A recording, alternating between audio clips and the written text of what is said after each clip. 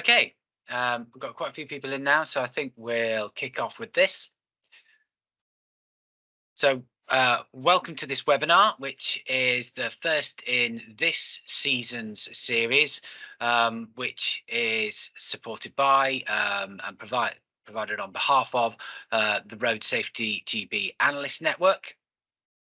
So I'm going to talk a little bit about that in a moment. Of course, the RSGB Analyst Network is supported by RSGB themselves, as well as having funding from the Department for Transport, and forms, one of the many different services that we at Agilysys provide for the analyst community each year. On the webinar today, my role is simply just to be the host. And we have two experts in the room who you'll have just seen earlier, and we'll get to see them again soon. So Will Cubbin, who is the new RSGB Research Director, and also the Essex Safer Roads Partnership Manager, and my colleague Bruce Walton, who is Technical Director of both Road Safety Analysis and Agilysys. So hopefully we're going to have around 45 minutes of presentations. Shouldn't be over that, might be a little bit under that. And then hopefully around 15 minutes of Q&A. Now, Teams has got various different functions available for you if you want to chat or ask questions. So depending on what platform you're using, whether you're using an app or whether you're using your browser or whether you're using the computer program installed on a PC, perhaps, like we used to do in the old days, you've got various different options at the top of that. So I can see that there's one in there for chat. So that's good for a bit of chit chat, a few comments as you go along. We've also got the Q&A section. So if you've got a question that you'd like either Bruce or Will to answer at the end, feel free to stick it in the Q&A. If you can't find that, just put it in chat and just put question at the top there. We've got Steve here who's on the call to make sure that we can filter these things through. So, we've always found that these webinars work best when we've got some interaction with the audience. So hopefully you're not just sat there having a bit of a late lunch and you're engaging the topic and have got lots of questions. I have got a big bunch of questions for you guys that are listening at the end. So I'm going to be bringing those up too, because we really want to know what all of this stuff means to you, who else we should be speaking to about it, and how can we use this information to further our knowledge on road safety, and then make changes so that we can, hopefully save lives, serious injuries, etc., which is of course the topic of this conversation.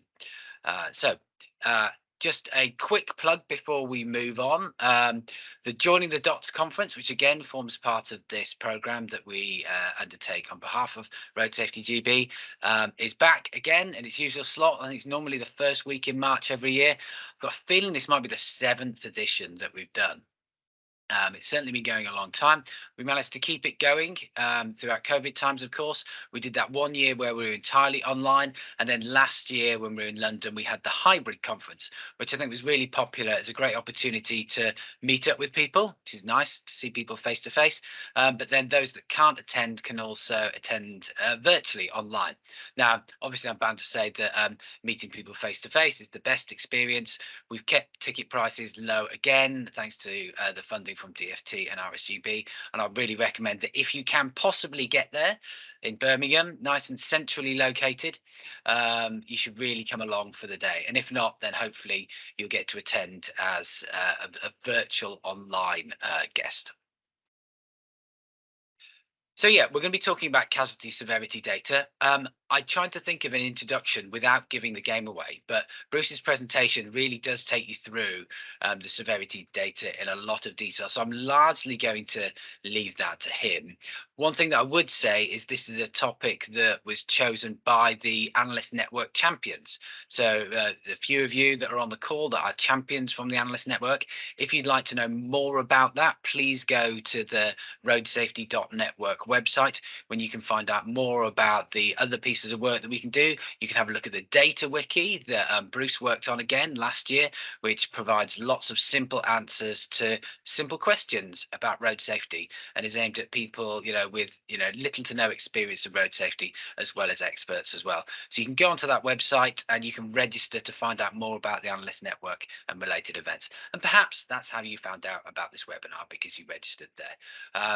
One last thing to say in there, we recently launched a Teams site, so Microsoft Teams, same technology again, which allows people to, have these more informal offline questions. There's been some really good chats just over the last week between a few people in there talking about, issues relating to local data sets, what's reported in crash, what's published on Stats 19 every year. So, a really great place for you to get in touch with fellow road safety experts and talk about all things related to road safety data analysis, evaluation, and then possibly contact people in your region too. So there's enough of a plug for that. What I'm going to do now then is I'm going to hand over to Bruce, who's going to run us through, the topic for today.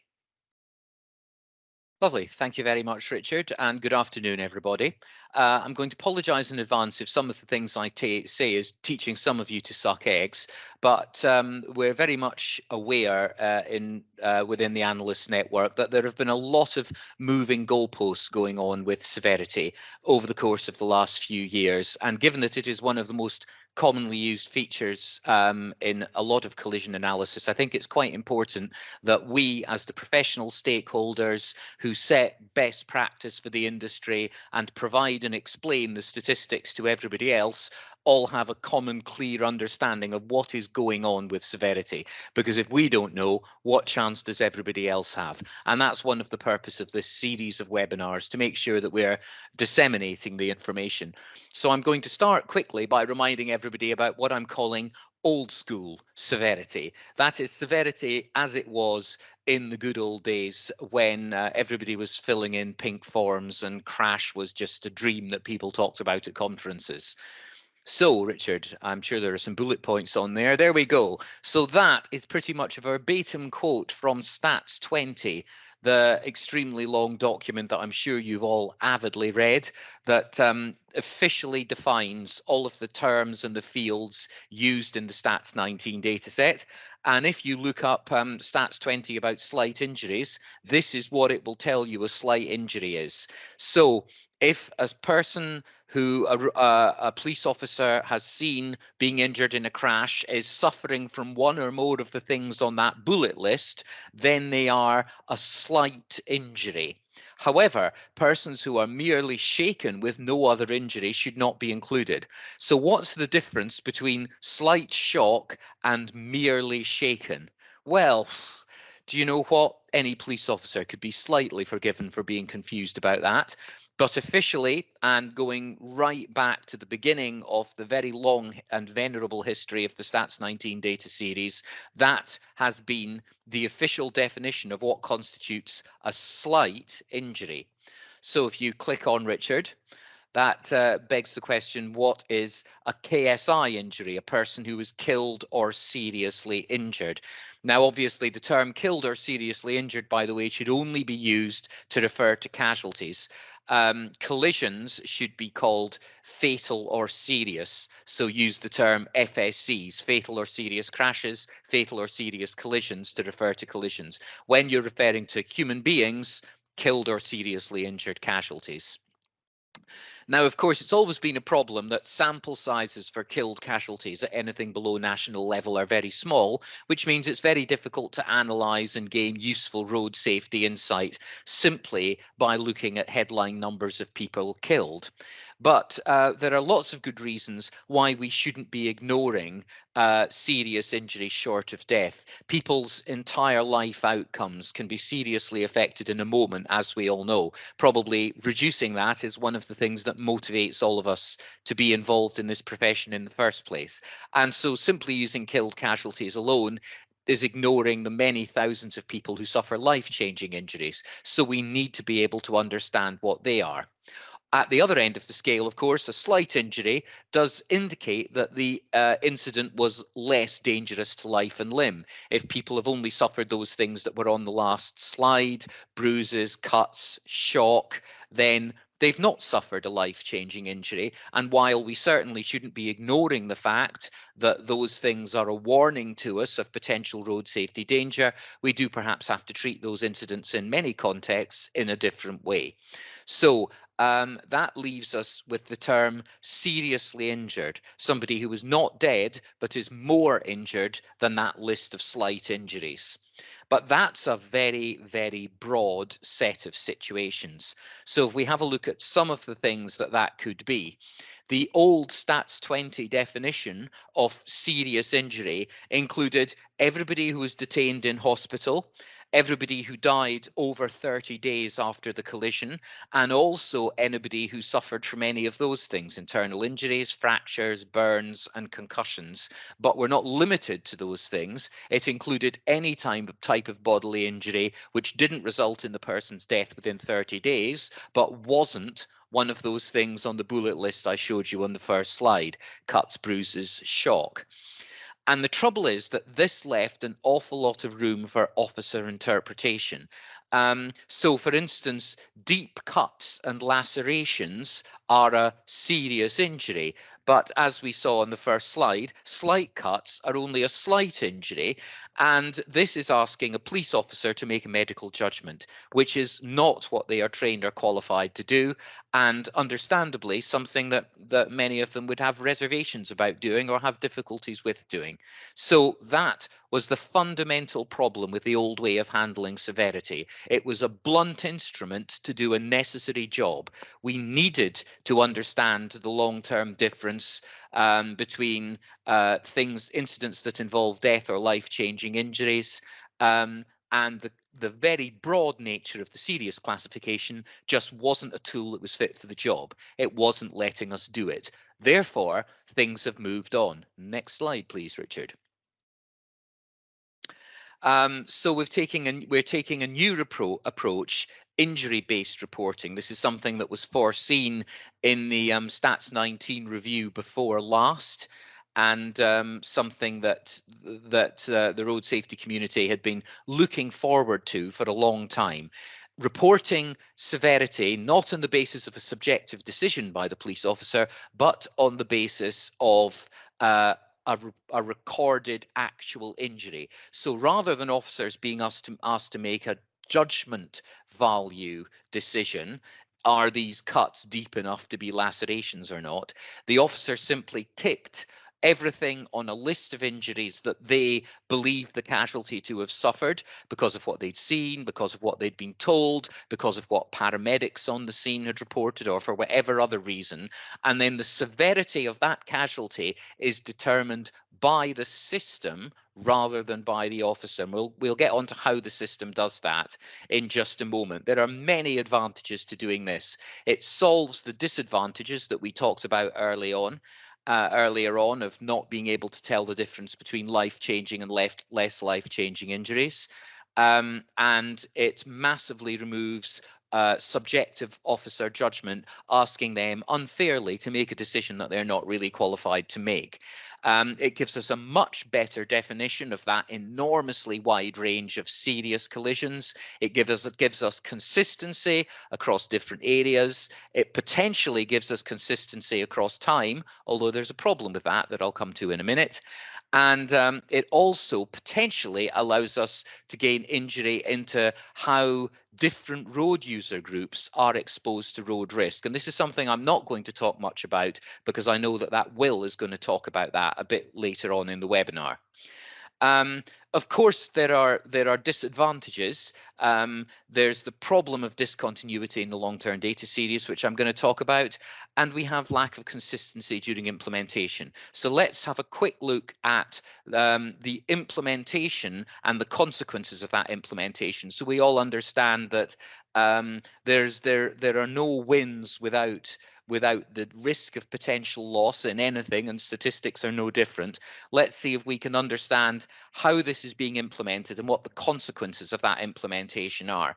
So since when have we been doing injury-based reporting, and how much have we been doing? Well, this is all collisions reported in Great Britain going back to 2006, and you can see that there wasn't any injury-based reporting at all as far back as 2011. In 2012, there was a tiny little bit because one police force, Surrey Police, started to trial a new collision reporting system called Crash, and one of the things that was a consequence of the introduction of Crash was the introduction of a trial of injury-based reporting. We were sucking it and see what would happen when you presented police officers with a list of injuries and you started asking them to record the injuries a casualty had suffered rather than recording their subjective judgment of severity.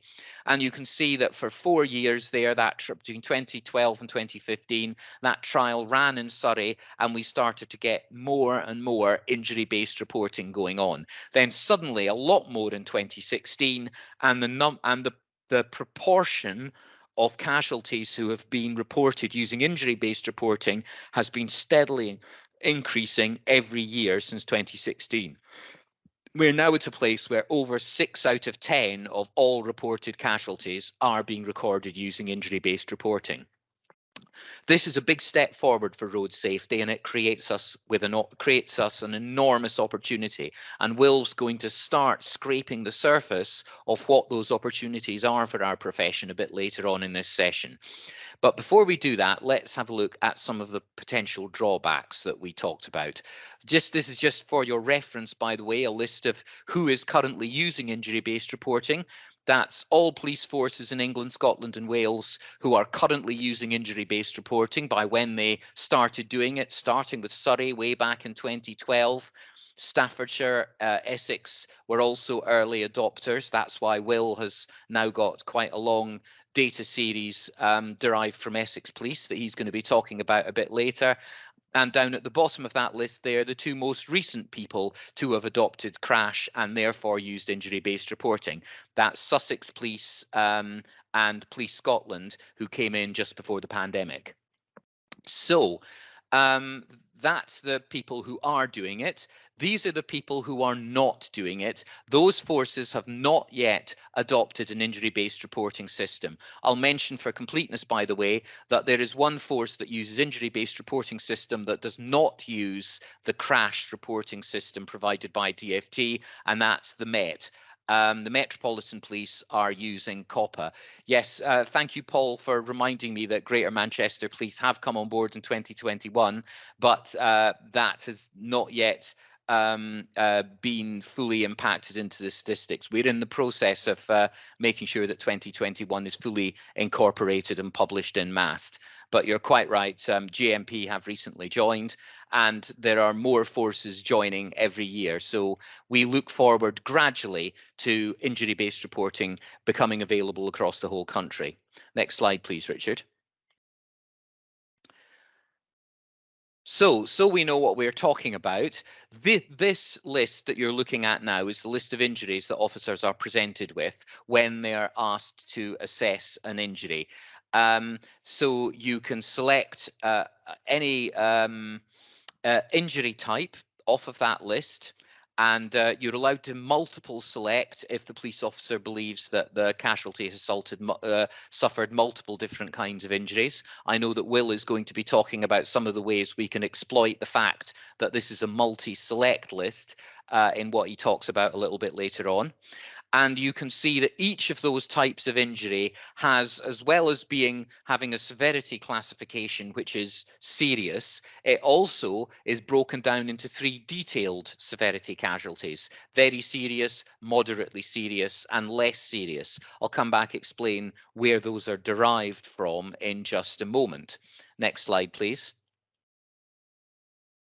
And that leaves us with these injuries, which are available to the police officer on the list to select as part of what happened to the casualty, which are classified as slight. And you'll see that that list is quite close to the list of slight injuries that we saw in that bullet list back in the very first slide. However, it's worth noticing that hospitalization is not relevant to injury classification, unlike that old quote from Stats 20 that I showed before, where people who were hospitalized were counted as serious. That is no longer relevant now that we're using injury-based reporting. Earlier versions of crash weren't always consistent in the way that they identified casualty severity, because the earlier versions of crash took hospitalization into account. That has now been corrected, and the Department for Transport have done a retrospective correction to the long-term data series to ensure that going right back to 2012, hospitalization is no longer something that's that's counted as being a serious injury just in and of itself. You actually have to have one of those serious injury types ticked by the attending officer in order for you to count in that way. Okay, next slide, please. So now that we've got this more detailed definition of the type of injury that people have suffered, we're able to plug it into those three categories you saw earlier on, of moderately serious and very serious. And that's based on a thing called the Abbreviated Injury Scale. The Abbreviated Injury Scale is an international standard that's used by medical professionals for many different purposes. It's by no means limited only to road traffic collisions. It's used as a way of determining the relative level of injury suffered by anyone who suffers an injury under any circumstances at all. It is an international standard, and by adopting it, we're making ourselves not only consistent with other countries across the world who are working out how to make road safety data more fit for purpose, but we're also staying in step with the medical profession. So that's the source of what we're doing. Next slide, please, Richard. So what are the long-term consequences for our injury scale? Well, that is a screenshot from Mast Online, and I'm just about to show that dashboard live. Because it was noticed that when injury-based reporting was first introduced, and that happened on a large scale in 2016, there was an increasing trend in reported serious casualties. And the light blue line at the bottom of that chart is the trend of reported serious casualties. And you can see that it jumped up quite significantly in 2016 and then continued to climb through to 2019. And it was realized that this wasn't simply because Britain's roads were becoming more dangerous. This was an artifact of the data collection system, because all of a sudden, when police officers were being given the opportunity to record a casualty's experience more accurately than they previously were able to do, the system was determining a higher proportion of the casualties to be serious injury, to be seriously injured, and that of course was affecting the overall KSI totals. So this was a bit of a problem, because that light blue line at the bottom was a national statistic, and it was all of a sudden a national statistic with a significant data reporting problem. So the Department for Transport and the Office of National Statistics agreed a statistical adjustment, and that's what the blue line is. And the good news is that that statistical adjustment is not just at national trend level, it's actually been implemented at individual casualty record level, where it is expressed as a percentage. And this is a sample collision. And the table at the bottom right-hand corner there that says C1, C2, C3, we've got 3 casualties in this collision. One of them was reported as serious. The other 2 were reported as slight, using the old slight injury definition that we looked at back in the very first slide. But the statistical adjustment that has been applied has worked out that both of those 2 casualties had something like about a 10% chance or so that they might have been reported as serious if injury-based reporting had been available to that officer at the time when they made the report. And as a result, if you look at the total down at the bottom of the list there, when you apply the statistical adjustment, the casualties in this crash won't count as 1 serious, 2 slight. They'll count as 1.22 serious and 1.78 slight. And those kinds of adjustments allow us better to understand in the long-term data trend the number of serious injuries that were actually occurring, and using that to place into context the number that were reported as occurring. And I'm now going to share my screen and show you, go into MAST Live and show you something about how those things are being recorded. I think my screen is now being shared. Yes, is that working, Richard? Give me a thumbs up. Good man, thank you very much. So what you're looking at is that very same dashboard, which is of course available to everyone who's a member of MAST on your dashboards tab in the MAST portal. And I've got it set here, you can see, to filter for Hampshire. Now, Hampshire police don't use crash yet, so they are still using a different form of reporting which doesn't encompass injury-based reporting. Therefore, officers in Hampshire are still making the old determination using the old method. And the consequence of that is there is an enormous difference between the reported number of KSIs and what the probable actual number of KSIs, if they were using injury-based reporting, would be. The overall size of the gap in the decade since injury-based reporting began is about 26% fewer KSIs being reported from Hampshire than probably occurred, assuming that the statistical adjustment represents a reasonable example of that. But let me just show you what that looks like when we look at an area that has adopted injury-based reporting. So I'm going to turn off Hampshire. That's the national picture again, and I'm going to turn on Lancashire. And you can see that in Lancashire, we've got a similar gap to Hampshire. In fact, it was even larger gap in percentage terms. But in 2019, Lancashire Police adopted injury-based reporting, and as a result, the discrepancy between the reported number of serious casualties and the actual number, or the estimated actual number on the basis of the adjustment, has converged. The two were more or less identical in 2019 and have by definition been absolutely identical in 2020 and 2021.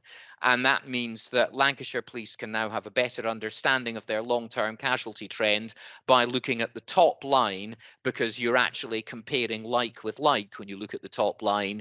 The light blue line is no longer really a method that is fit for purpose. So how else do we make this information available? Well, I'm just quickly going to show you, because I'm aware I'm eating into Will's time, a couple of things that we've added into MAST Online in order to make this information as accessible as possible. On the Casualties tab of MAST Online, I've added a couple of templates demonstrating how most severe injury can be shown. This one, for example, shows pedestrian casualties by the most severe level of injury that they suffered, and also by the vehicle type of the vehicle that hit them. And we can see there that pedestrians hit by cars are more likely to be slightly injured, but pedestrians hit by goods vehicles are much more likely to be killed, but are also much more likely to suffer very serious injuries. That is, the things that were in the life-changing category on that slide that we looked at earlier. And of course, this being MAST, I can zoom down and I can see the individual most severe injury types and see how that differs from one group of pedestrians to another. For example, those struck by cars, much more likely to have their neck broken, much less likely to be reported with internal injuries as being the most serious category. However, it is an issue in this type of reporting that all we are seeing here is the most severe individual injury suffered by the casualty, which can potentially be misleading. And I know that's something that Will is going to talk about a bit more in a minute. I've said that a lot, Will, so I hope you've got time to cover all of this stuff off. But it is something we are hoping that in future the Department for Transport will be able to make available the data that covers all the injuries suffered by every casualty, not just the most severe individual one, which will allow us to get rid of that potential bias at national level. On other tabs on the MAST portal, there are also similar ones. So there is now a template which will allow you to see the crash level severity that's been determined by injury-based reporting, which again includes those 3 categories of less serious, moderately serious, and very serious. And we've also taken this opportunity to update MAST with a number of other fields as well. So we now separate out TLRN collisions from London Borough Road collisions. We've included data on e-scooter collisions nationwide.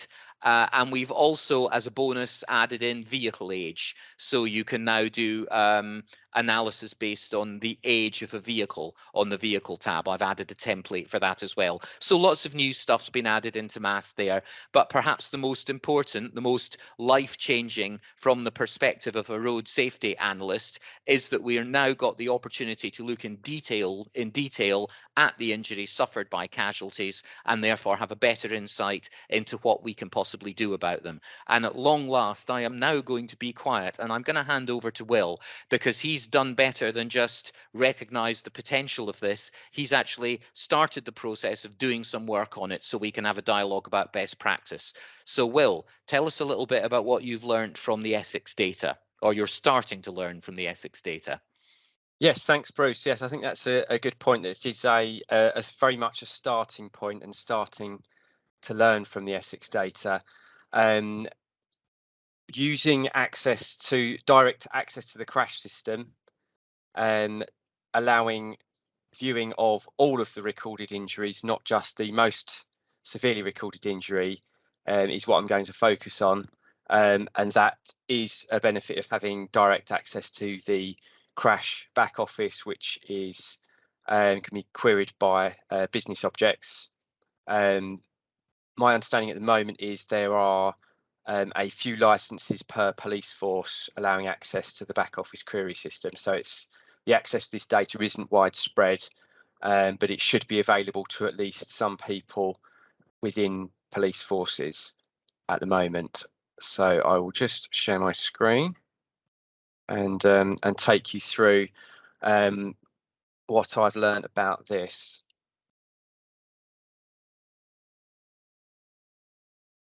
And hopefully you can see the slide header page. So as I explained, the crash injuries are initially recorded in Crash, and then Crash exports that data to local authorities who can then visualize it in systems like AXMAP and other databases. And it also goes to the DFT, which is where systems like MAST are populated from.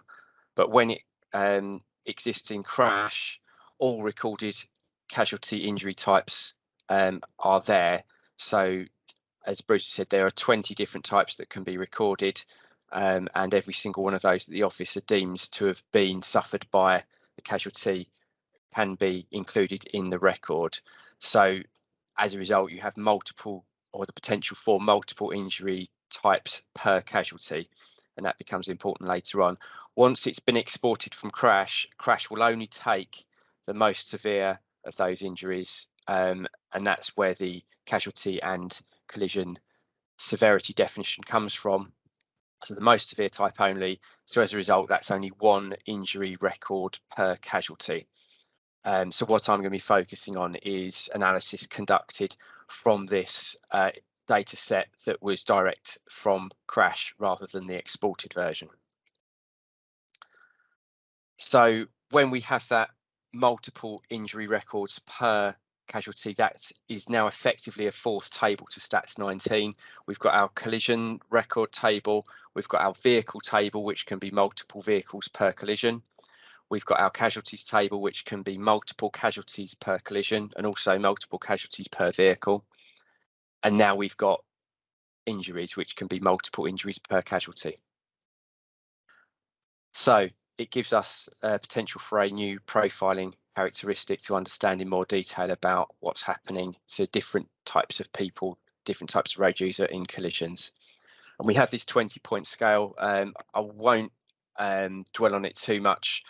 One thing to note, though, is that the definition of severity up the scale is how life-threatening the injury is likely to be, not how life-changing. So that's why we have things like loss of arm or leg being further down the scale than severe head injury unconscious, for example. So you can be knocked unconscious in a non-life-threatening, in a non-permanent way from which you completely recover, but a loss of arm or leg is not something that grows back. So it's just more in the long run, more life-changing potentially.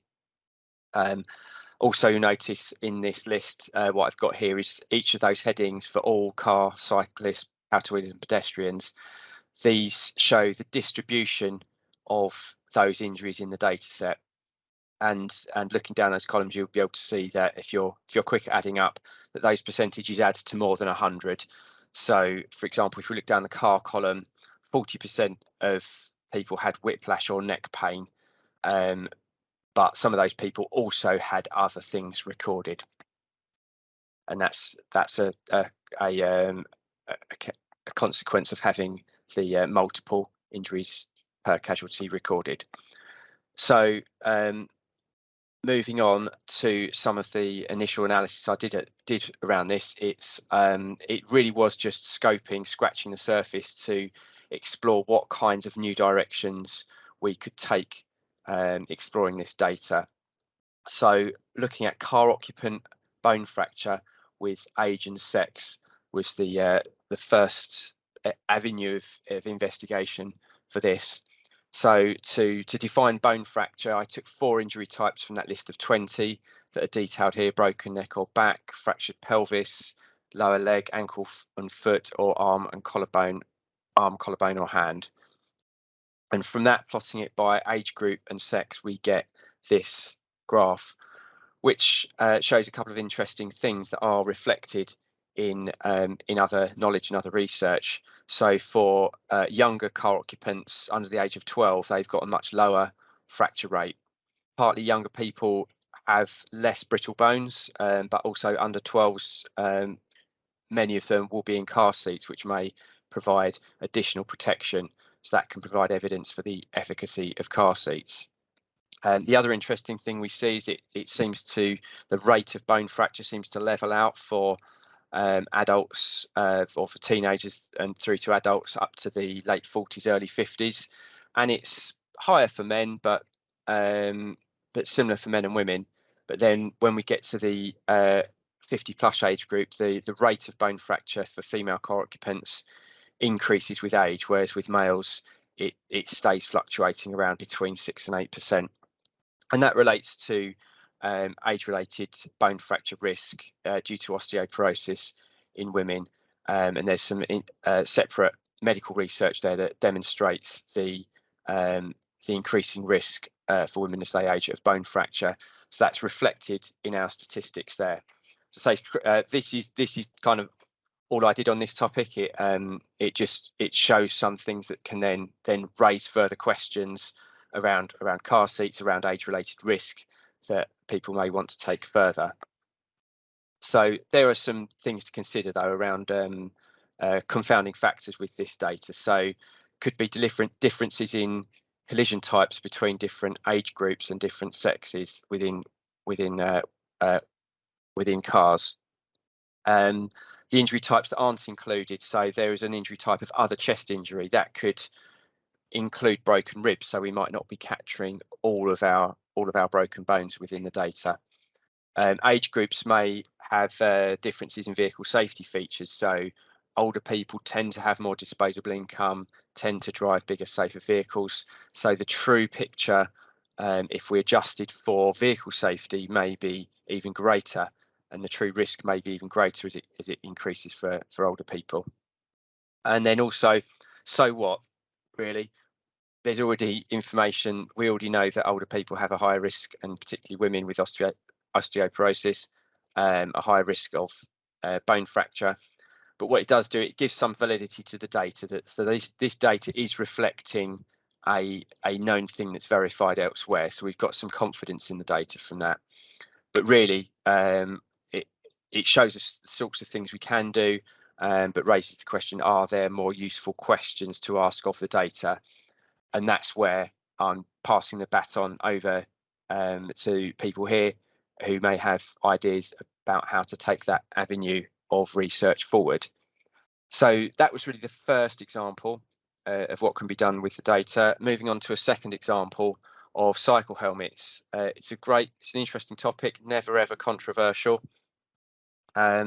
So we can look at things, the head injury types within the data to look at cycle helmets. Within Stats 19, there is a field for cyclist casualties stating whether or not they wore a helmet. The health warning really with this data is it's not a mandatory field, so it's worth looking and doing some data quality testing on the field that you have in your local police force before running any analysis on this. So I compared the rates of reporting within this field against the total number of cyclist casualties and looked at other variables within those collisions. So around location types, collision types, severity of collisions, etc., to establish that our data where it showed helmet status was representative of all cyclist casualties.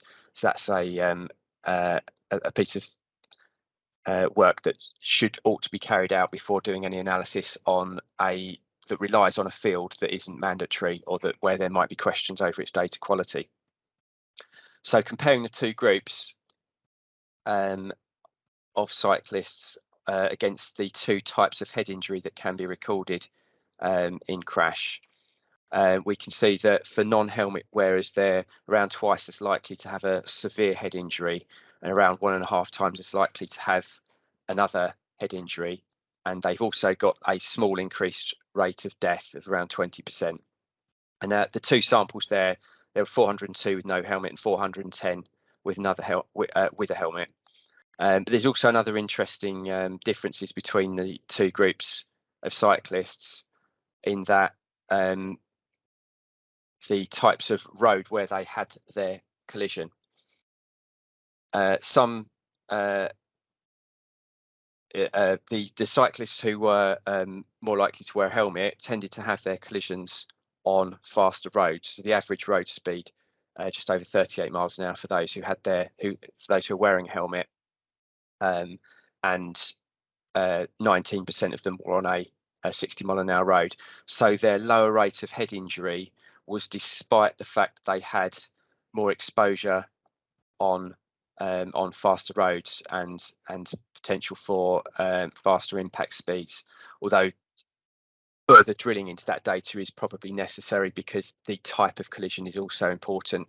For example, a 30-mile-an-hour road may have more junctions, so there may be more vehicles pulling out from a side road, whereas on a 60-mile-an-hour road there may be fewer side roads but more close pass type collisions. So again, the other factors, the confounding factors between the two data sets, is something that needs to be looked at in more detail in order to get some more useful conclusions from the comparison between the helmet wearers and the non-helmet wearers. But there's some wider considerations also to make between the two groups. So we've talked about differences in collision types. It's not just the road they're on, but the types of collisions they're having. Differences in demographics and behaviours between the two groups as well. People who ride for as a pastime, who are enthusiasts. There is more of a culture of helmet wearing in that group, as you know, the professional cyclists wear helmets, and people who are influenced by that are more likely to wear a helmet. And people who maybe just cycle to get from A to B aren't so influenced by professional cycling and that type of thing, but also likely exhibit different behaviours on the road. So it's another thing, another confounding factor that would have to be investigated further. And there's also wider policy implications. The vast majority of non-helmet wearers did not record a head injury.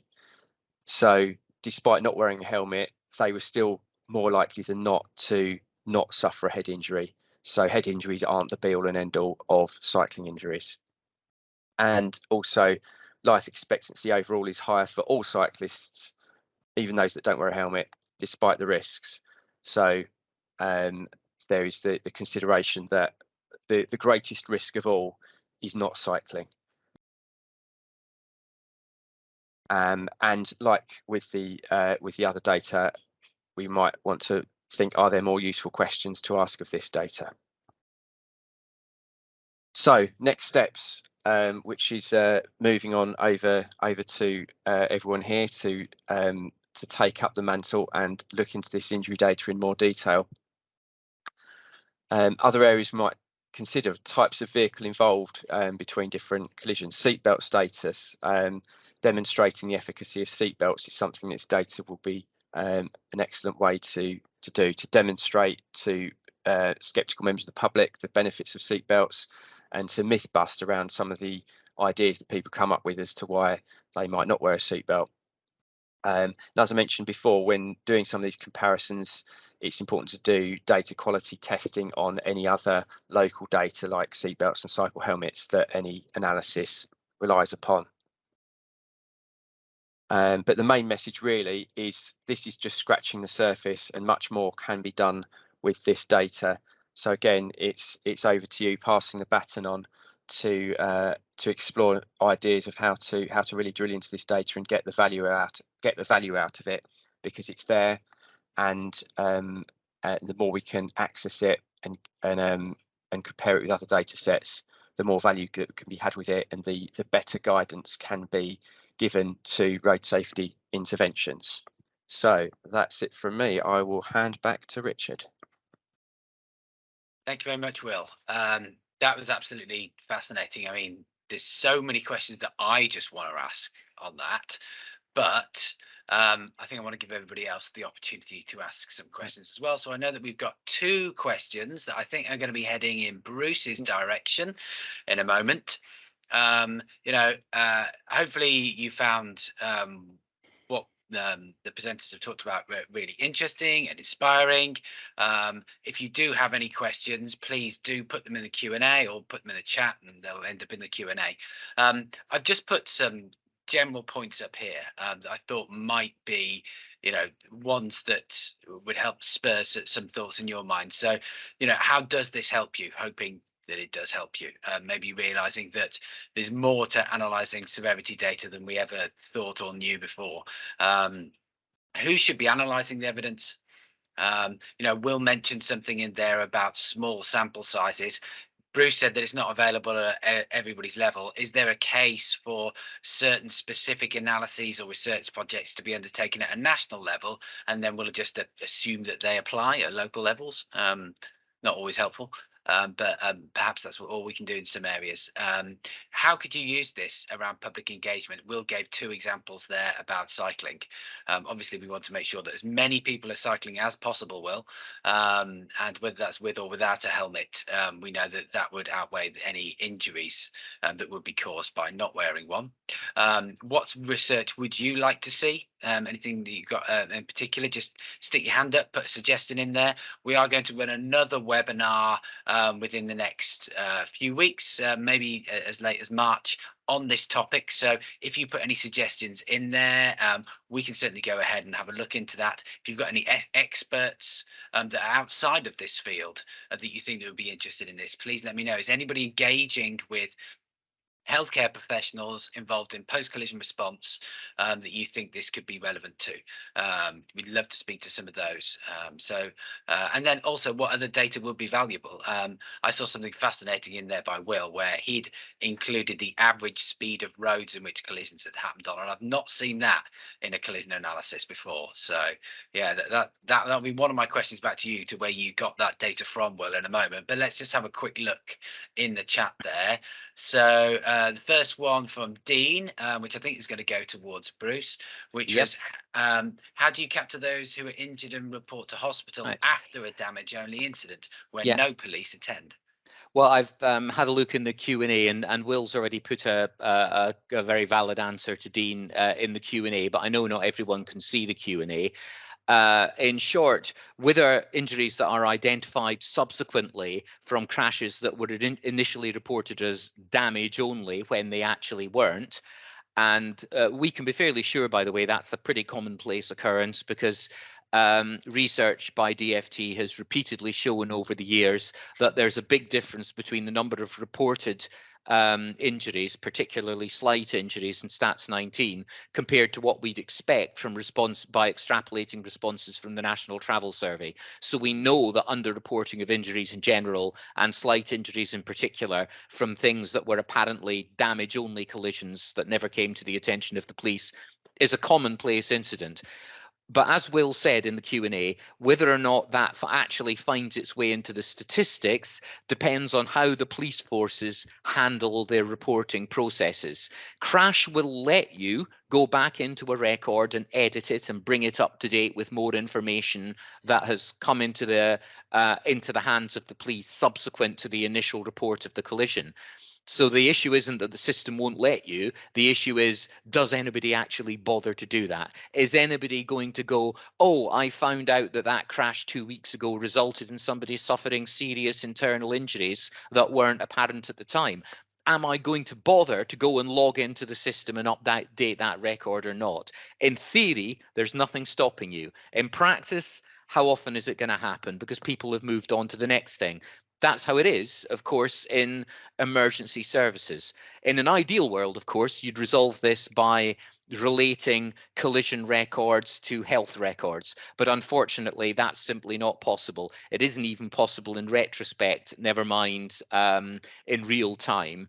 And while you might be able to match some collisions to some individual incidents by going in and doing a lot of manual work, in practice, it isn't possible systemically to relate casualties who've been treated in the health service with individual collisions that have occurred at a known place and time and were reported to the police. We might dream that such a thing might happen in some ideal future world, but at the moment it doesn't happen. So that means if the police don't put new information into Crash as it comes into their hands, then it falls through the gaps in the system.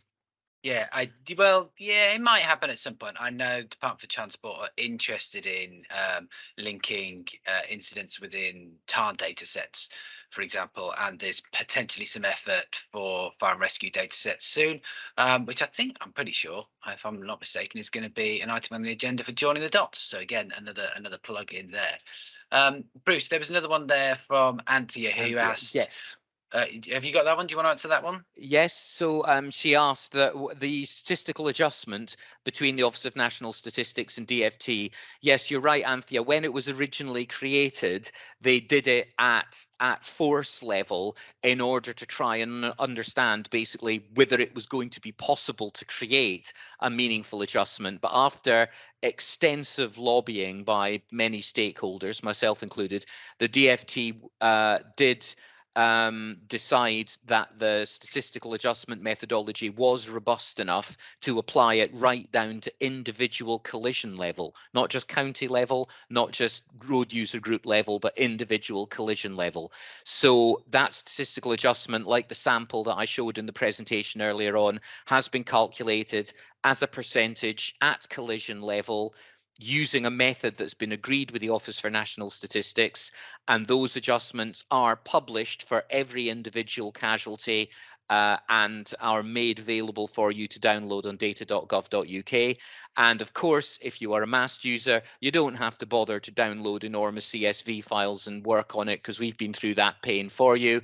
And the MAST data mods analytical instance in MAST Online and the dashboard, which I showed earlier on, have already implemented all of those at casualty level, which means, yes, Anthea, you now can meaningfully do that at casualty level, at local authority district level, for individual road user groups for short periods of time, or whatever you want. Although, of course, sample size always remains a potential issue. Well, your second plug for MAST there, Bruce. Well done for getting that in there.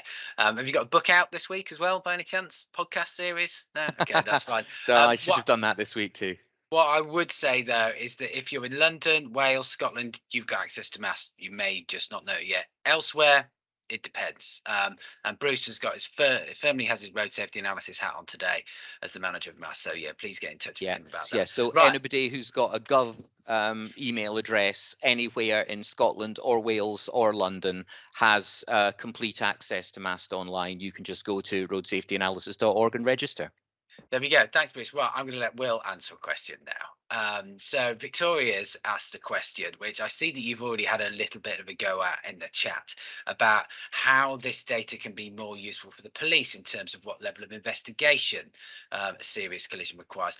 Also, I noticed that John put a question in there at the top, which is around have the RSIB commenced dialogue links with the road safety data analyst community. So I'm going to let Will cover off the first one, because I know Bruce has got an answer to the second one. Okay, yeah, with the first one, yeah, we do have police officers, serious investigation teams that look into these, and they do focus, as you've alluded to in the question, on the highest severity. So fatals, those that have a high probability of going fatal, they don't tend to have the resource to look at those lower in severity in terms of likelihood of being life-threatening. For example, our ones where it may quickly be established as non-life-threatening, but very certainly life-changing injuries. So yeah, as in my comment, this may fall to the road safety investigation branch within their remit, which is to try and get the level of insight that is currently gained only for fatal collisions and those very high severity, to try and apply that level of insight to a wider range of collisions lower down the severity scale.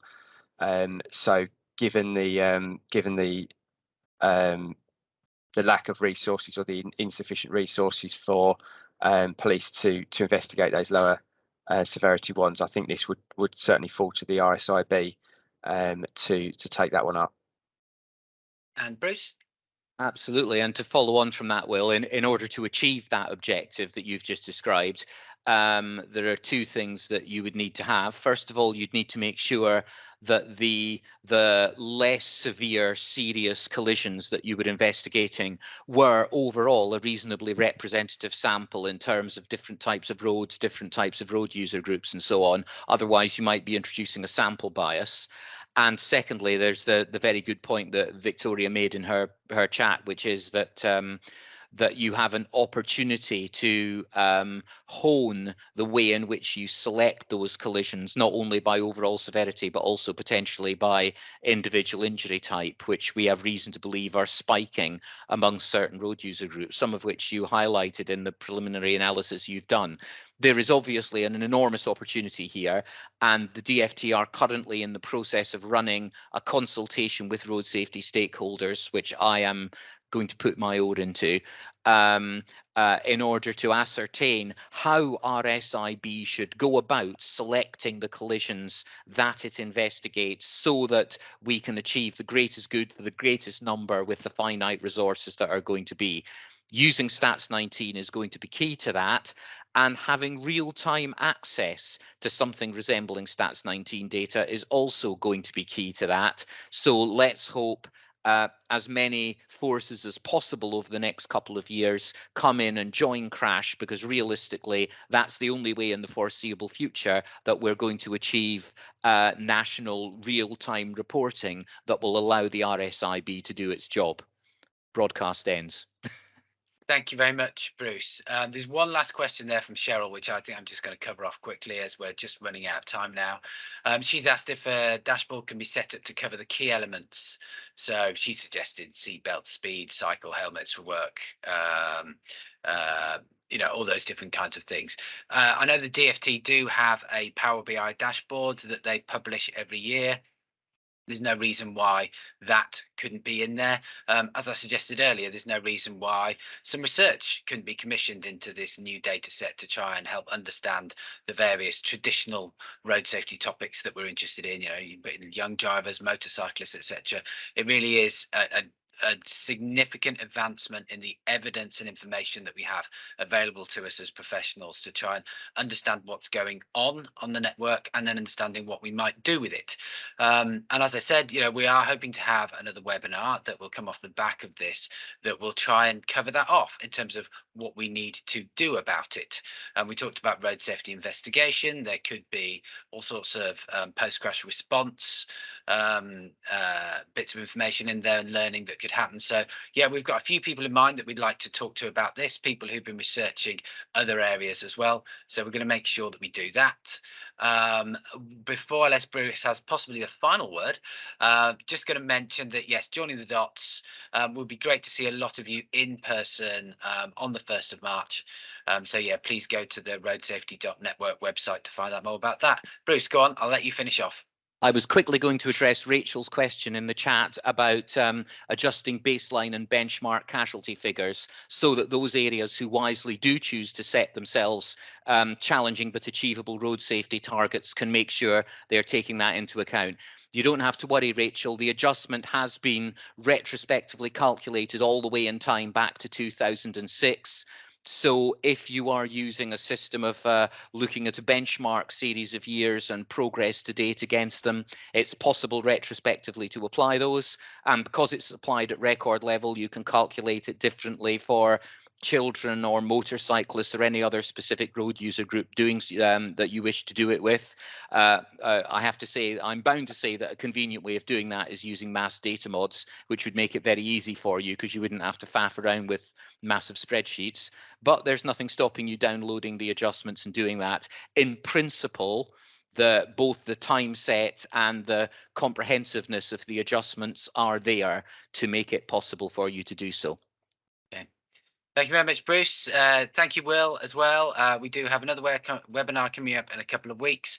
The slides will be emailed out to everybody. You can even re-watch this recording and perhaps share it with friends and colleagues. So it'd be great to get your feedback on it and whether it is useful, and of course, topics for further webinars. So thank you very much for watching and indeed listening. Goodbye.